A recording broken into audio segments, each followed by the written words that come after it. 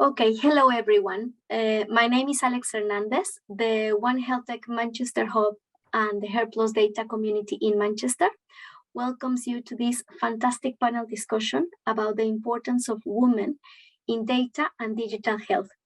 We have invited three fantastic women who work in the interface of these different fields, and they will share with us today some of the insights about their career journey and how other women have supported them as well. We will discuss how women should and are already enriching hot topics in tech like automation, information governance, interoperability, data security, and so on and so on. All the different topics in health in which data has something to be involved. We are very happy to have them with us to reflect and discuss, and hopefully this will allow their insights and experiences to empower other women and to keep spreading the voice. We know that we have to keep working on this and empowering and supporting each other as women. So if we can go to the following slide, please, just to tell you that the One HealthTech Manchester Hub is led by my friends and colleagues, Charlotte Lewis, who works at Mills and Reeve on the legal side of things in health tech. Currently, she's on annual leave, so she's not able to join us today. My colleague, Bernadette Clark, and myself. Bernie, over to you. Hopefully you can introduce yourself, please. Yeah, sure. Just very briefly, because I can do it on the HER+Data slides as well, but I really enjoy working with Alex and Charlotte. Charlotte's on mat leave at the moment. And oh, Charlotte's there. Excellent. Charlotte is here. Fabulous. That's Welcome, fabulous. Charlotte. Thanks for joining us. Wonderful. Wonderful. Brilliant, Charlotte. Yeah, I'm Bernadette Clark. Everyone calls me Bernie. I do One HealthTech, and I also am on the committee for HER+Data as well. I'm the managing director of Evolution's NHS business. Thank you, Bernie. Thanks for all the work that you have put into this event and aligning all the agenda and the panel speakers. Thank you for that. Well, as I said, my name is Alex. I currently work as a health tech policy advisor, working in NHS shared business services in the digital and IT category team. My background is working in public health, health economics, and health policy. I live in Manchester since 2018, and I am a One HealthTech member since 2020 when the pandemic started. And I am also a proud mom of a 20-month-old baby girl. So if you hear her in the background, is her. Okay, if we move on, Nikki, thank you so much as well. I want to give thanks for all your support in the logistics and all the support that you have provided in the organization of this event. Okay, let me just start with a brief introduction of what is One HealthTech. So those who haven't heard from us will know a little bit more of the things that move us and a bit of our mission, really. So One HealthTech is a grassroots, volunteer-led global community that exists to support better equality, diversity, inclusion, and accessibility in health tech. Our community comes from many different sectors, countries, and backgrounds, and it includes from healthcare providers to startups, corporates, academics, and charities, and all the wide range of professions, really. So since the pandemic started, we updated our strategy to increase the impact of the activities that we do to achieve higher inclusion and diversity. And this new strategy is based on activities planned by squads working in different areas like engagement, impact, among others. And we also work based on campaigns, and we cover different activities from events, workshops, research initiatives, and discussions like this one, bringing together this community.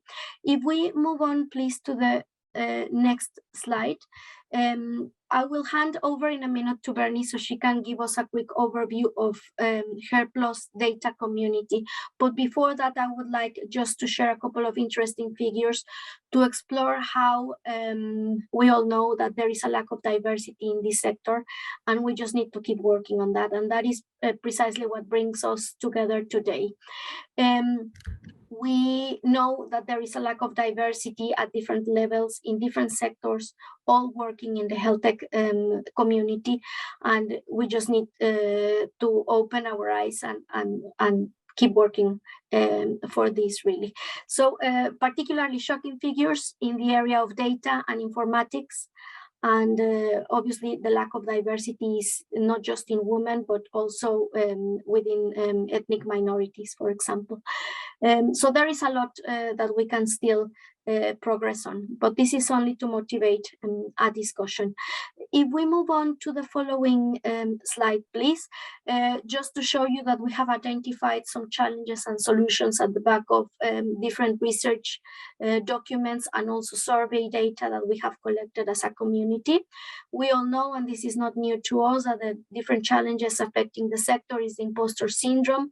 Academia is shockingly the worst performing of all the sectors. There is a lack of inclusive culture, and this is mostly felt by CEOs and directors. And there is a lack of leadership and knowledge in terms of the sector, peer networks, and all the people who can mentor and support. The solutions that we have identified, mentorship has been identified as a big one. We need to support each other. We need to focus on confidence, leadership, and role models. And hopefully this discussion will sum into this. Okay, let me now move. I will hand over to you, Bernie, and then we move on to some housekeeping rules, if you're okay with that. Of course. Nikki, is it possible to stop sharing and then I'll share my screen? Thank you. Just to share with everyone, we are recording this event. We hope this is okay with everyone. We thought that if we record it, we may be able to share it with other people not able to be here today. Obviously, we're collaborating with One HealthTech this evening, but just to go through some general guidance for this evening, which we do at the start of every HER+Data event, it's important that we're kind to ourselves and others. We highlight that the talk is being recorded. Really happy for you to either have your video on or off, whatever you are completely comfortable with. If we keep questions to the end so that we can ask questions in the chat, and then I'll manage a Q&A at the end, and we just ask that you don't share the Zoom room link publicly. We have a code of conduct at HER+Data. I won't read the whole thing out, but essentially we provide a safe environment, a respectful environment. We don't tolerate harassment of any kind. And our mission at HER+Data is to bring together women. Sorry, I'm just going to move the camera across. Our mission is to bring together women with a connection to data to provide a safe space where we can support and celebrate each other, sharing experiences and knowledge, and establish meaningful connections and talk data. We have 7 organisers on our committee for HER+Data. I know Sue's with us tonight.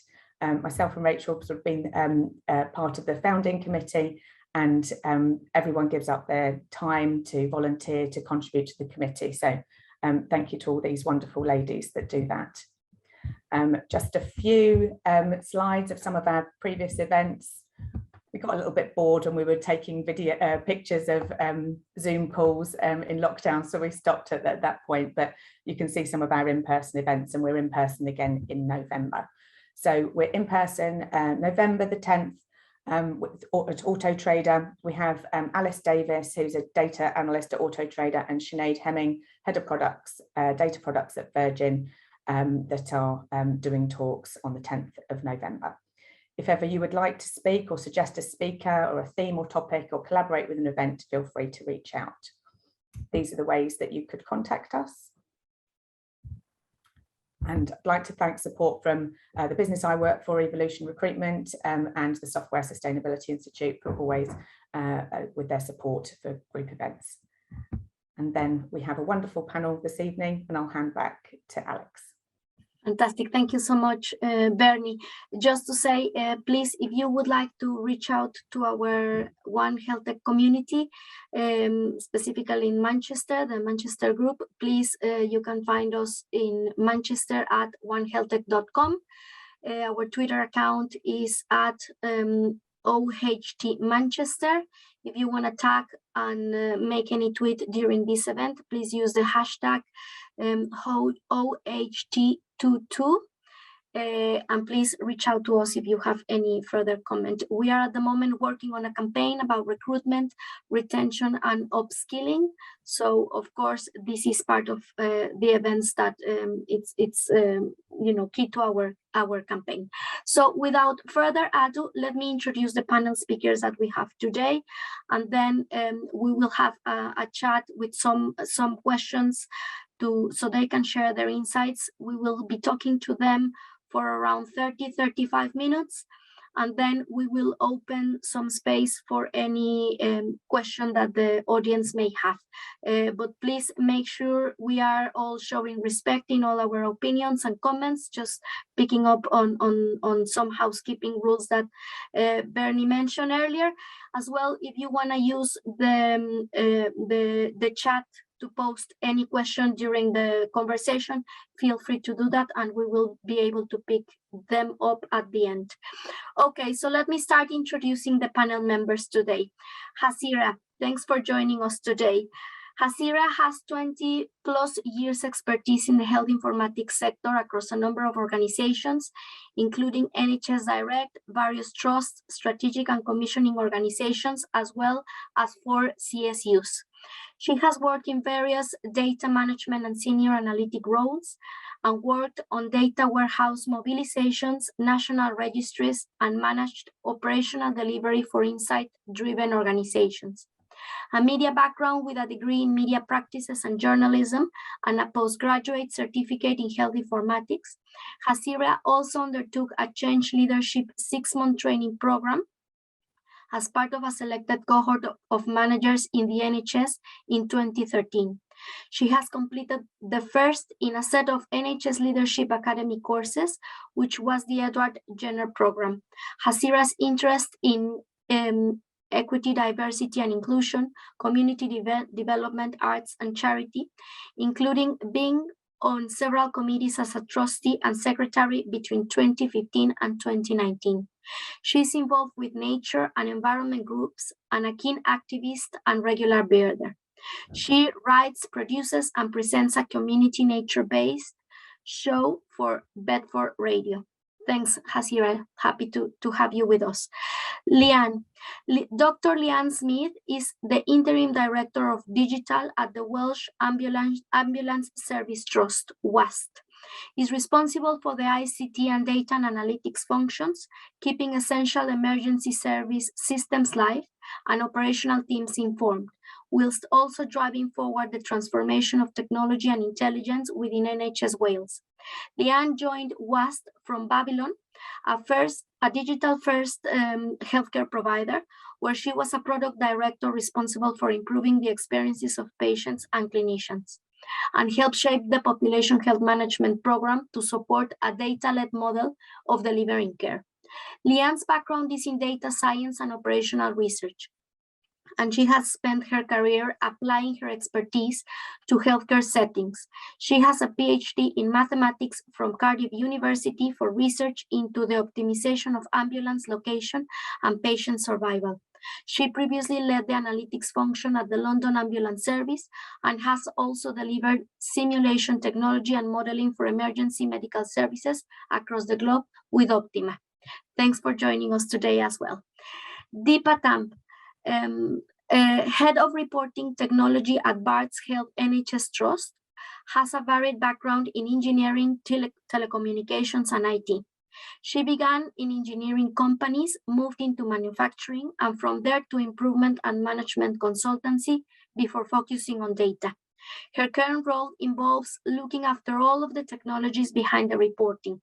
This encompasses providing the capability to build reports for the end users and implementing a business intelligence platform. The platform was launched in March with some revolutionary capabilities, such as the fact that it is accessible from any device at any time, and alerts are generated depending on data. For example, if there is a surge in patients, then operation teams can be alerted. Or if a patient has tested positive for COVID-19, staff can be made aware immediately. We spoke to Deepa as part of our ongoing series about female technology leaders with the NHS to discuss her route to leadership, the challenges she has faced, and her advice to those who follow her. So thank you. You can see that we have a wide range of speakers today, and let's move on into our discussion.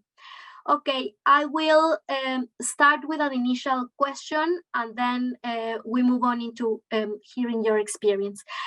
If you can all tell us a little bit about your career journey and how you became initially interested in the interface between health and data.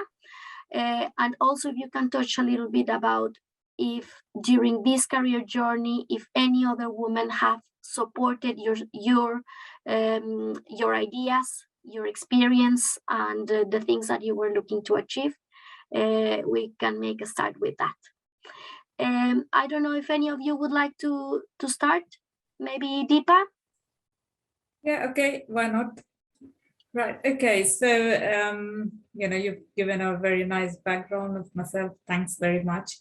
And that's exactly it is. I'm coming from engineering background with an MBA, highly technical background, but then, I've worked across many industries, different segments, started from engineering companies to manufacturing, IT, insurance, banking. And then I moved to NHS, which is very different from any of the industry segments I worked at. Why did I move to NHS? Funnily, when I was working for banking and insurance, and I was already into the data journey because, as I moved into different career paths, I just got interested with my, interested in data with my background, highly focused in maths and engineering. I just got interested more and more. So sort of I moved more into data. And when I was working for banking and insurance segment, I always thought that the analysis which is done or the data which is used is very, very fluffy. It's more for, it doesn't impact people's life. And I always thought I should work on something which really impacts people. I didn't have health tech in my mind, but something which closely relates to people. And then I jumped on the opportunity which came across, which was actually dealing with data. And I joined just before the pandemic. So I joined in November 2019, I joined NHS. And from then I've been deep into the data, into the health tech. And who would have thought that pandemic has really, that was the time when the data was really needed. No one focused on some of the topics before, which now became a very important for NHS. So it's been very interesting. People who have influenced me, of course, there have been people who influenced me and supported me, women leaders in my past organization. But I must say, I didn't come across many women in the data subject or in the data topic. Of course, this is something we are going to discuss, but we do lack that representation. But I must say, I was supported by a number of women leaders who may not be coming from that background, but had a good support to move my career in this direction. Fabulous. Thanks for sharing that with us, Hasira. Thank you. I feel really privileged to be among people who've got quite an amazing amount of experience between them as well. So really nice to meet you. So I work at the moment in a commissioning support unit for South Central and West, and lead a team of embedded analysts to support ICBs. And my journey there was quite convoluted between various data management roles, I would say I started in. So very much the nuts and bolts of the data architecture, moving things from place to place, and all the sort of national, local data flows, contractual data flows, and unpicking all of the sort of population statistics and data elements that people need to make decisions on in an integrated way. And rapidly it was beginning to consume a lot of time and energy to move data along. We weren't in a space, I don't know, 20 years ago where we could automate data in the way we do now. You know, we had Access, Excel, that kind of thing. So we were using quite archaic mechanisms to support decisions, and even looking back on how national data flows were only quarterly, and now they're as fast as they can possibly be, almost daily to some extent, and how that has improved our decision making is a change that is good and possibly bad. I don't know yet, but my entire life has kind of been shaped by health inequalities. I was raised in what I would call a deprived community, and having to experience near poverty and experience issues around access to health, access to education.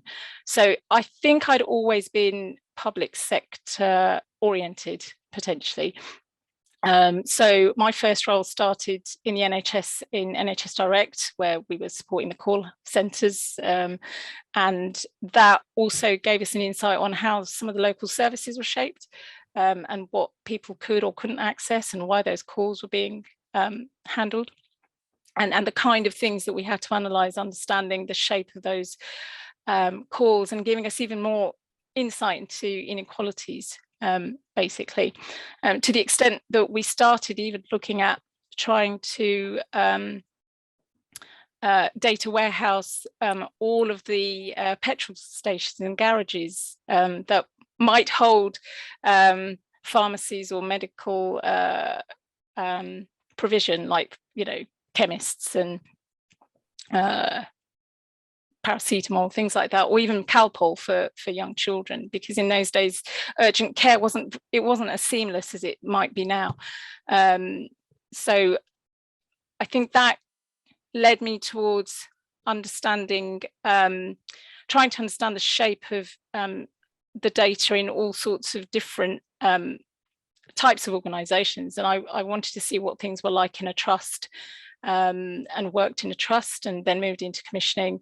And in terms of the influences there, I think one of my role models is actually somebody who's now moved into the another blue light sector. I'll name her if that's all right, Claire Chambers, who was lead in our tech side for various organizations I've worked in. I've sort of been following her around a little bit, basically. And so I think having a female role model in the NHS tech space has always been kind of a really warm thing to have, and kind of be able to kind of look up at somebody and see their journey and say, well, I can follow that.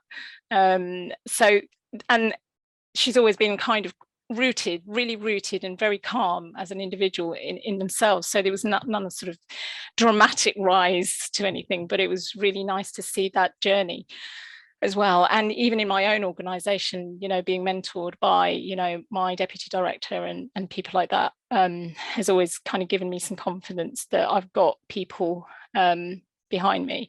And weirdly enough as well, it's not just people in the sort of senior roles, but people in my own staff direct lines. You know, some of my junior and senior analysts are incredibly talented individuals who constantly challenge things, and, you know, that I like to say I'm mentoring as well, and hope that I'm being a role model for them to some extent, and not holding them back either. So I think it goes both ways potentially, and I hope that I'm also being able to support anybody at that level. But yeah, I think for me, health inequalities, it sort of shapes my outlook. Thank you, Hasira. I will pick up on that in a following question. Leanne? Thank you all. I apologise in advance if there's a bit of background noise. I've had some IT trouble and I'm currently sat in a cafe, so I'm sorry, and please stop me if you can't hear. We can hear you well, no problem. Great. Thanks, Leanne. Thank you. So I guess my career journey started with a maths degree at Cardiff University, followed by a PhD in a branch of maths called operational research. Mainly because I enjoyed it. I didn't have a destination in mind. I didn't know about the health and data and tech space. I just enjoyed what I did, and I really enjoyed the problem solving element of it. And during my PhD, the application that I applied for operational research to was the location of ambulances in Wales to try and improve patient survival. So that's kind of really where it all started for me. And at that point in time, I was surrounded by some incredible women that set me off on my journey. And in our cohort of PhD students, there were a really good ratio. There was 6 women and 1 guy. So really strong start. And all of those 5 other women are actually still all really close, wonderful friends of mine and inspire me on the regular, make me a better person. And I know this is about the women in our lives, but I want to shout out to that one guy, that one man, because he supported me through that PhD and through a really difficult time in my life. And he is actually now my husband. So I feel like I had a very privileged uni experience. Very lucky to have the 6 of those people kind of as my foundation and still in my life now. So I moved out of academia, braved the world of industry, and started in a software company as a data and product specialist and implementing software within the NHS. And my line manager there, she was amazing. So it's my first year in the workforce, and despite being, she was located in New Zealand and I was in Reading, so quite a tricky thing, I think, for her to manage and line manage me, but she did that and navigated that wonderfully. And I think one of the things that really stood out for me is that she always asked my opinion. So she may not have listened to the answer, but she always asked and kind of trusted in my abilities and gave me good self-belief in that first role, I think. But I felt, as Deepa mentioned, wanting to kind of impact people. And I think that was really what I felt I was lacking in that role. We were implementing systems and helping organisations, but I felt quite detached from the NHS. So I joined London Ambulance Service to set up their data science team. So they didn't have any sort of forecasting specialists or prediction analytics.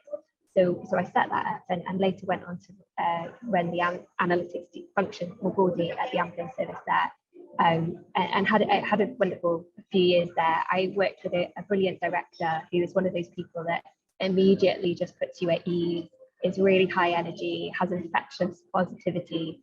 And I worked quite closely with her and saw her at her most powerful in a boardroom, commanding the room and sharing updates and influencing strategy.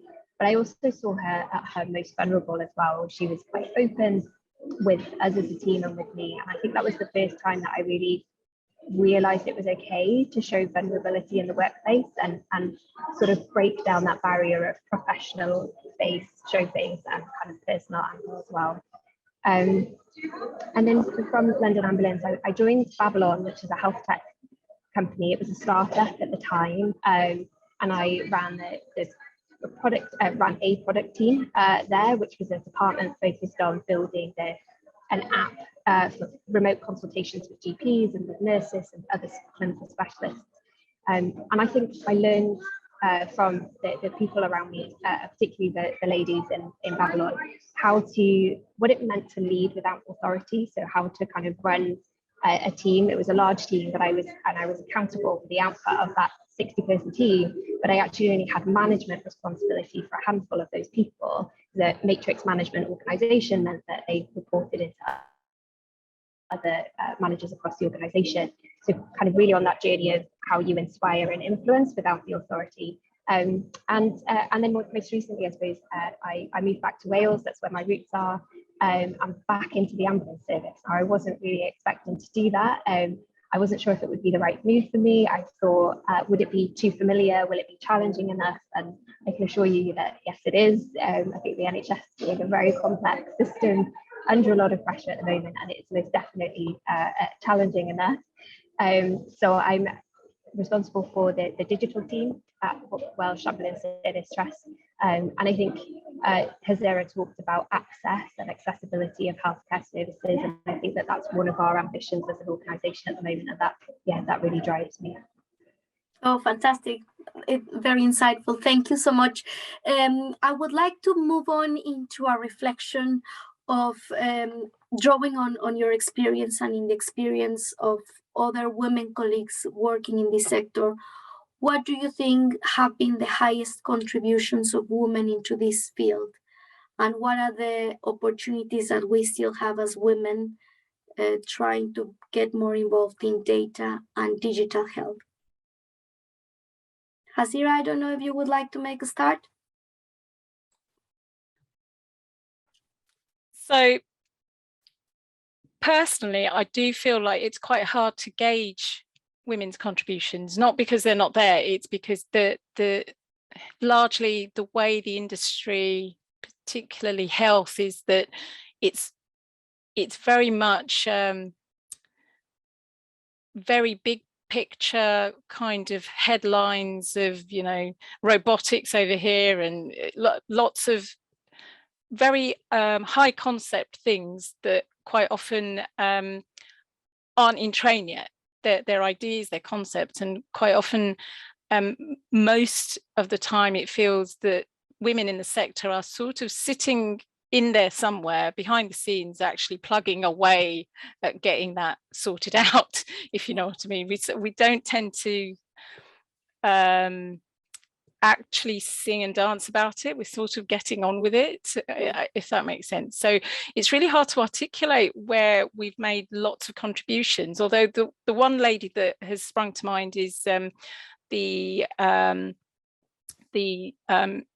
tech inspiration who started Coursera, where, you know, globally that as a mechanism for people to go and learn tech has really influenced quite a lot of other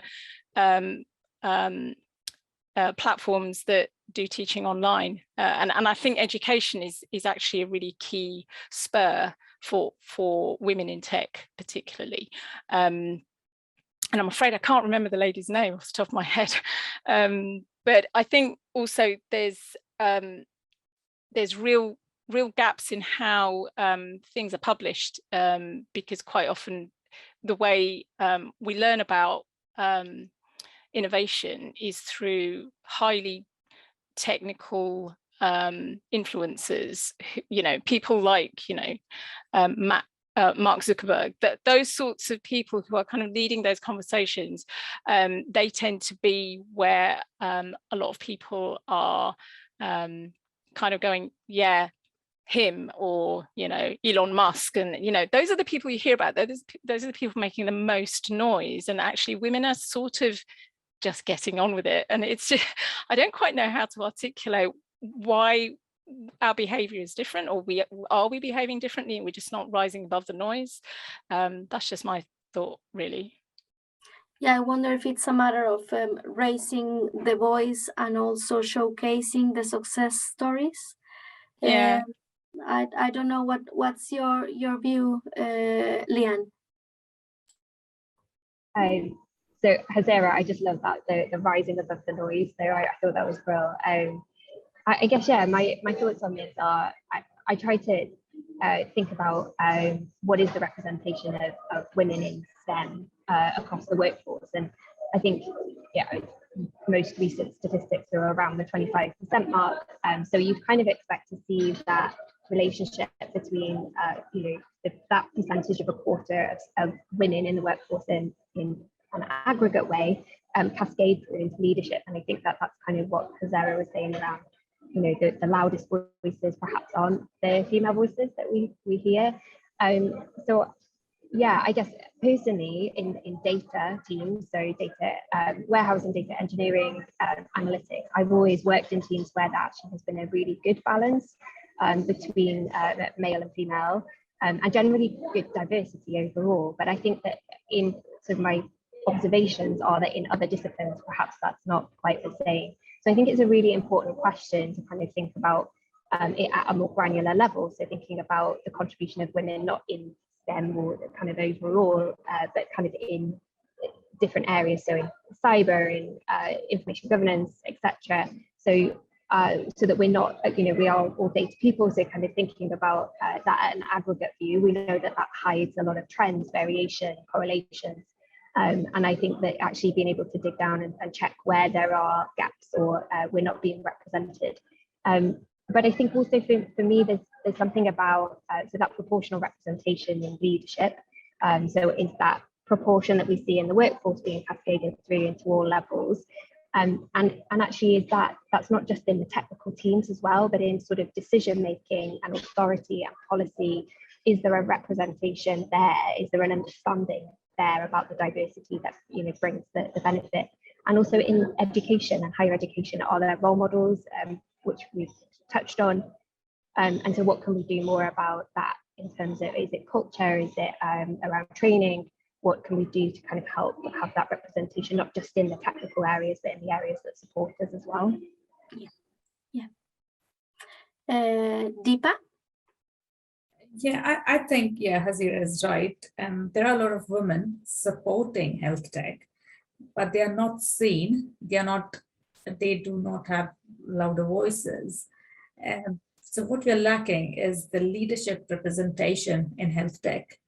Having said that, our CEO was a female, lady who has retired recently, but our CTO is a female, and everyone knows about Nightingale, and she was, the key person to set up the Nightingale Hospital in terms of the IT setup. So there are people, but there are women in health tech, but very few in the leadership role. And it comes down to actually women pursuing their career in STEM subjects. So, coming from science, technology, engineering, medicine or maths, those kind of subjects. What usually happens is until a certain level, they do pursue, and then because of other reasons, not being supported well, or it's just, this is a stream which has been dominated by men, and they have not been able to voice their opinions, decisions, and haven't managed to, reach to that level. And again, haven't found a sponsor maybe, or a person to support. Yeah. And that's where we are lacking, and that's where we need to support other women coming in this field.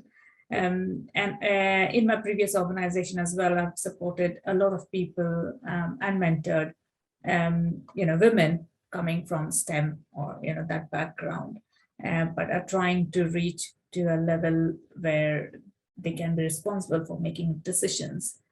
And also then bringing other women in the field. I would like to give an example, actually, how useful or how diligent women can be in the sector. One of the late or female analysts working in my teams, and her work is so much valued, and is like the last word for the board reports and all the performance reports. So it is valued, and when you see the work, it's very high quality, very diligent. It's just we need more of these, more female working in the sector. And if women can pursue their career, I must say it is rewarding, and people do take notice of that. It is just it is uphill at a certain level, to a certain level. Once you're there, it becomes easier, but it is highly rewarding, I must say. That's encouraging. Well, it seems that women participation and our contribution it's getting there. We need to keep working, but it's getting there. A couple of days ago, Bernie and I had the chance to join the Healthcare Excellence Through Technology event. And the first thing that quickly stood up was the ratio woman male. And we were talking with some leaders in the event, and they were saying it's getting much better every year. So this is only an example. But let me come back to this reflection about health inequalities and, of course, data inclusion or exclusion. It just seems that that is kind of the main risk that we are now facing with increased use of technologies. How do you see your contribution and the contribution of your teams or colleagues in this space? I don't know if anyone wants to start. I can make a start if yeah. Fabulous, thank you. So I'm very proud to say that from the time I've joined Barts NHS, I've made a positive contribution in this field, in the sense, as I mentioned, in the pandemic, we were dependent on data for NHS, like for all the hospital sites. What they needed was to know, who are the COVID patients walking in the hospital, and that could only be done through gathering the data. What means is who's being tested, and how do we then inform back whether those people are positive or not, so that they can make a right decision to admit the patients in the right wards. So that was something that, the system was something which I implemented. And also at the moment, they're highly relying on those kind of alerts. And also something, of course, my team did was, telling the hospital sites how much oxygen they have and which patient needs how much oxygen, and what the decision they can make based on that data, how to move the patients, or decision on the treatment. So I'm very proud to say that I've implemented a system which can take care of this. People, operational teams, clinical teams, they can access all this data on their mobile devices and can actually access the reports or make decisions based on the data we provide. And they are relying on it, which just builds our confidence that the systems we have implemented is being used, and they are relying on it. They have that confidence of the data. So I think that's a positive contribution made by my team. Thanks, Deepa, for sharing that with us. Thank you. Hasira or Leanne? Yeah, I've got quite a lot of thoughts on this, so that it might take up 2 years of my life telling you, but my biggest frustration about the governance around data means that it's actually really challenging to get data integrated in a system quick enough to help systems make decisions in some respects. So if you work in a hospital trust, you own your own data. You can actually join it together in a way that makes some sense to the system, and you can decide how you use it. Whereas we are a processor. A commissioning support unit processes data on behalf of commissioning bodies effectively. So we have a lot more loops and hoops to go through before we can actually help the system put the data together, but then you get all of the IG elements and gateways, and actually what that then does, it actually slows down the ability for commissioners to really do the hard work of population health analytics and the work that they need to do, the social care system, to help sort out elective recovery, because that then means if you can't put the data together in a timely way across the system, you then get into this inability to make change and intervention quickly enough. You can't make the decisions quickly enough to make changes in any part of the system, whether that's an ambulance service or a hospital trust or a waiting list or whatever. And we kind of have to see the big picture of that. And that's not that we don't have the ability to do it. It's just the process, the slowness of the process. And I think that's just, in pockets, it's very hard. In some pockets, it's easy, depending on how those systems collaborate or work together to get through those barriers. And I think the continuous change in structure within the health service has kind, it does kind of create this odd mechanism of inability to actually manifest some of this stuff. So I think that's just a wider an issue that you know, we just can't seem to solve as a and I know we're a very, very big system as the whole health sector, public health, GPs, primary care, all of those things, they don't often talk to each other in a way that's integrated, and there's a lot of parking of data in weird places that people can't reach a lot of the time. And I think there's an ethical thing here about being able to use the data appropriately. So, you know, in marketing terms, there are certain things you can't do with data. You can't target people, but because we're a public body, effectively, you know, we have certain governance that allows us to use data because, you know, we have to use it to help treat people at the end of the day. But the implications of that are, when we get into the population health space and that sort of statistical domain, what happens when we start targeting care towards people because we think they fit a particular demographic or they fit a particular deprivation, or we haven't counted the deprivation in terms of the movement of that deprivation. So we've got an assumption, for example, that, you know, if Ward 1 has always been deprived and on the 100th decile, where there's an assumption it's the same people that we're targeting. But, you know, because the data is often quite out of date, most of those individuals may have moved out of area, and the shape of that deprivation has changed. It's a different cohort of people. So I don't know if we're looking at data with weirder questions. It's almost like we're not asking weirder questions about the data. So there's lots of things in my head that I probably haven't got enough time to articulate today, but those are kind of my biggest concerns. Thanks. Those concerns will drive a change, I'm sure of that, on how we process the data. Leanne? Yeah, thanks, Alex. So kind of going, I suppose, about digital inclusion specifically, I guess I have two, for me, there's two elements to it. There's the how do we build digital or data-led products and tools that allow for or improve inclusion and accessibility. So thinking about access for patients, access to services. So at Babylon, the mission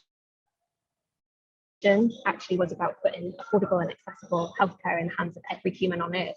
And as bold as that sounds, it was about that accessibility and actually demonstrated that in places like Rwanda, where populations wouldn't otherwise have access to services without having to walk or travel for hours or days. And so actually a digital version of that offered it and allowed healthcare services to be more inclusive and provide to new populations. I think that the other element to that, though, is that how do we build digital tools that then don't exclude our workforce who perhaps aren't as digitally literate, and how do we kind of tackle that side of things as well? So in the Welsh Ambulance Service, we recently rolled out our electronic patient care record, so a whole national pan-Wales ambition, and it was quite workforce driven, so user centric, in that we engaged our workforce in how that was designed. But actually, once it was implemented, we used, rather than it's very exciting that all of that data is there and we can start to look at patient outcomes and population health management, as Zara talked about. But actually what we did, we took a step back and kind of started to use that data for compliance and kind of look at where within our workforce population? Are there areas where perhaps that digital literacy isn't there yet, or perhaps there is digital literacy, but there isn't digital confidence? And so is the EPCR, is the record being used in the way, the tool being used in the way we would expect, and using the analytics to actually drill into that and support our workforce, rather than just kind of the forefront of the mission, which is the patient. So kind of helping our workforce, because we appreciate that that's the foundation of everything. So I guess for me, it's those two angles. And I think one of the, particularly in my experience, I've kind of found that there is an expectation that digital or data is kind of it's used as a noun, in that it's expected that it's an output. So it's the opposite of analog. It will provide me with an output, whether that's a tool or a dashboard or whatever it might be. But actually, digital should be our verb and what we are doing. So connecting people, or automating, or recommending, organizing information. So it's really about what is, so digital inclusion for me is what is it that we're doing in those ways that helps our patients and our workforce. Absolutely, I agree. Yeah, it's an input to take decisions, isn't it? What we use to take decisions. Okay, we are approaching the last 10 minutes of our event today, but wanted to check if there is any question that the audience may have now. Please raise it in the chat, and thanks for all the comments that we have been receiving. If there is any other question, please unmute yourselves and ask the panel members. If not, then I will raise another question. What are the things that you would have liked to know 10 years ago, for example, in order to avoid the struggles that you have faced, perhaps the imposter syndrome that you have faced during this time? Any reflections on this? I just say I love that everyone's nodding. We all have them, don't we? Absolutely. Yeah. I guess you unmuted yourself, so go on. Thank you. Yeah, I guess I've actually been thinking about this quite a bit recently. So for me, there are 4 things, and I agree. I love that we all nodded at that point. I suppose one of my thoughts is that pretty much everyone I've ever met has said that they face imposter syndrome, and that's not just the ladies either. Like, I think that that's quite common. It's just maybe being spoken about more. So I guess what I would have loved to know 10 years ago is that imposter syndrome is a real thing. It does exist, but the thoughts that are associated with it are not real. So to kind of detach that feeling and reframe that would have been really helpful for me to know. The other things for me were I early on in my career had advice about faking it till you make it. And looking back now, that was, for me personally, that was terrible advice. That just does not work for me. So don't listen to those that say fake it till you make it. It's okay that your style might be different, that you don't have to follow in the footprints or the path of others before you be yourself. The other thing for me was about being professional doesn't mean you need to hide away the personal side of you as well, and that your personality, your personal life, your opinions are all valuable and add quality and credibility to you as a professional. I think that I did it actually a long time to learn. And I spoke about the director before that sort of had that infectious positivity. I think that was something that I learned from her. And I guess finally, just not to dwell on the mistakes, just to check in with yourself, learn it, move on, and yeah, it's all a lesson. Thank you.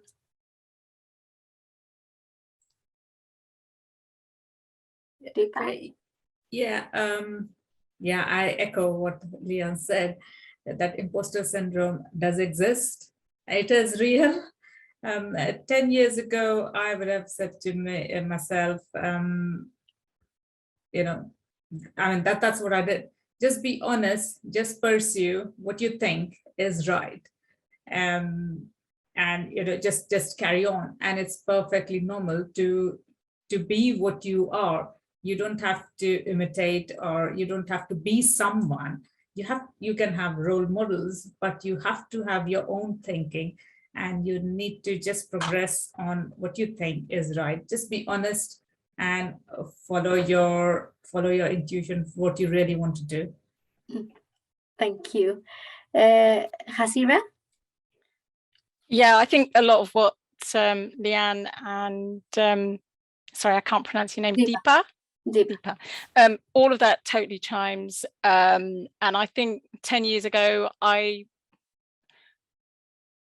probably didn't suffer the same kind of imposter syndrome, because I was probably the only technical person in certain spaces, and it was kind of like, you know, can you fix the photocopier, because it sat next to me, but that's a different matter. But it's just about that authenticity, you know, follow your own passion about what matters to you. And for me, it was always patients have to be centered in anything that we do in the health system, because why would you be there if the things you're doing aren't for the outcome of patients ultimately? Because even though we typically service commissioners and other people in the system, ultimately everything that they do, everything that we give them is for patients. And I learned that actually that quite often, sometimes people probably, and I've probably been too focused on kind of winning the battle and not the war, you know, and it's like picking the right battle to win the war, if you know what I mean. And I know that sounds kind of combative,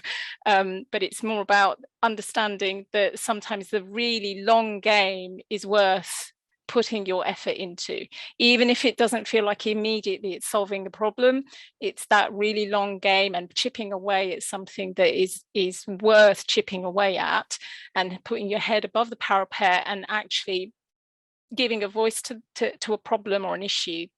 Because otherwise you don't solve issues like the Staffordshire Trust by not speaking up. And I think one of the curious things about being in data and analytics is that quite often they're the most neurodiverse group in any sector, and quite often generally seen as introverted and harder to speak up in a lot of spaces. And actually finding that confidence to actually say, hey, you're asking me to massage a number that I don't think we should, because this is the reality of it. And actually being really, really strong-minded about that, and being almost anti-establishment, if that makes sense.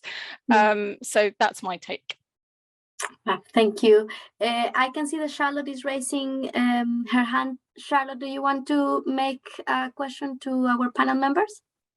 Yeah, if that's okay. Alex and Bernie kind of introduced me earlier and mentioned that I was on maternity leave, which I am.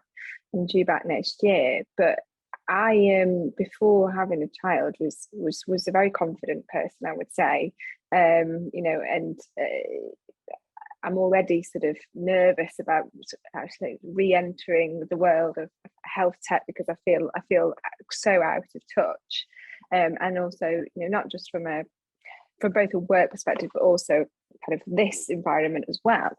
And I guess what I was going to ask was what experiences, if any, I think you all have, because you've touched on them, you had in terms of that supporting, you know, and it is invariably women. I know men do take some time off work in some cases, but we're still in a situation where it's mostly women who've taken time out of their career and return.